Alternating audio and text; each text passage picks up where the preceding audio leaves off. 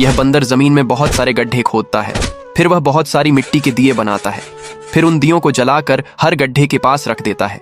इसके बाद वह आसमान की ओर देखने लगता है। तभी अचानक आसमान से बारिश होने लगती है। धीरे धीरे सभी गड्ढे पानी से भर जाते हैं। सारे जानवर वहां आकर उन गड्ढों से पानी पीने लगते हैं। तभी एक खरगोश आता है और वह हर गड्ढे में स्ट्रॉबेरी के बीज डाल देता है। कुछ समय बाद उन गड्ढों से स्ट्रॉबेरी के पेड़ उग आते हैं। फिर सभी जानवर और बंदर मिलकर स्ट्रॉबेरी खाते हैं। फिर भी किसी ने लाइक नहीं किया।